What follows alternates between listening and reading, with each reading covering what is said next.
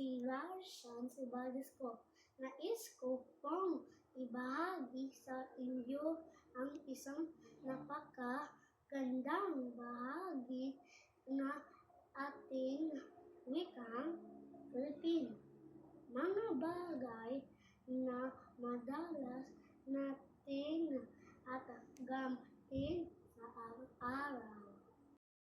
Ngunit hindi natin lubos na napapansin kung gaano ito kaganda at kahalaga.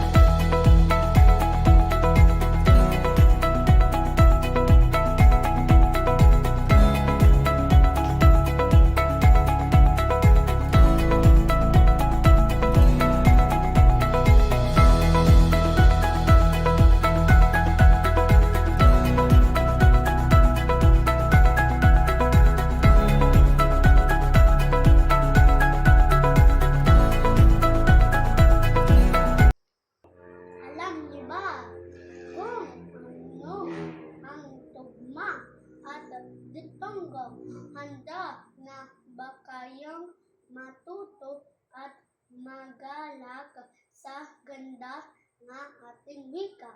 Ang tugma ay mga salitang magkapareho ang tunog.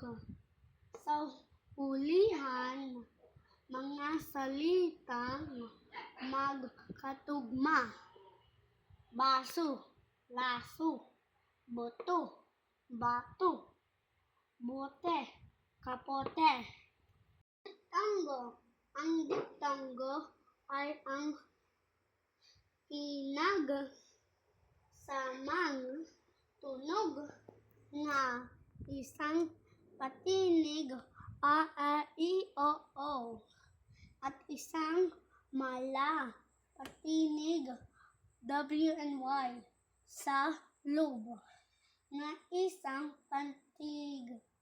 Halimbawa ng mga salitang diptongo: sisiw, apoy, anay, galaw, baboy, bahay.